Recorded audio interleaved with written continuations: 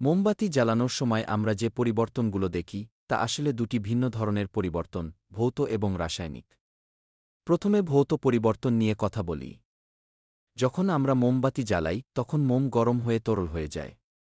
এটি একটি ভৌত পরিবর্তন, কারণ মোমের রূপ পরিবর্তিত হচ্ছে, কিন্তু তার রাসায়নিক গঠন অপরিবর্তিত রয়ে যাচ্ছে। মোম যখন গলতে শুরু করে তখন আমরা দেখতে পাই যে এটি তরল অবস্থায় চলে আসে।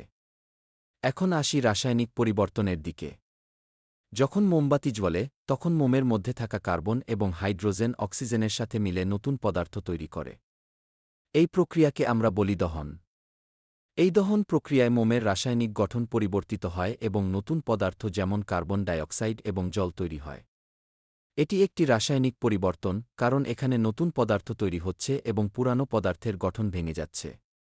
এখন যদি আমরা একটু গভীরে যাই তাহলে দেখতে পাব যে এই দুটি পরিবর্তন একসাথে ঘটে। মোম যখন জ্বলতে শুরু করে তখন প্রথমে তার ভৌত পরিবর্তন ঘটে, মোম গলতে থাকে। এরপর যখন এটি জ্বলে তখন রাসায়নিক পরিবর্তন শুরু হয়। এই দুটি পরিবর্তন একসাথে ঘটে বলেই আমরা মোমবাতির আলো এবং তাপ পেতে পারি। এখন ভাবুন, যদি মোমবাতি না থাকত তাহলে কি আমরা এই ধরনের আলো পেতাম? মোমবাতির আলো আমাদের অনেক কাজে আসে, বিশেষ করে যখন বিদ্যুৎ থাকে না। তবে মোমবাতির আলো এবং তাপের জন্য যে রাসায়নিক পরিবর্তন ঘটছে তা আমাদের পরিবেশের জন্যও গুরুত্বপূর্ণ। মোমবাতি জ্বালানোর সময় যে গ্যাসগুলো বের হয় তা আমাদের বায়ুমণ্ডলে মিশে যায়। তাই মোমবাতি জ্বালানোর সময় আমাদের একটু সচেতন থাকতে হবে। মোমবাতি জ্বালানোর এই প্রক্রিয়া আমাদের শেখায় যে ভৌত এবং রাসায়নিক পরিবর্তন কিভাবে একসাথে কাজ করে।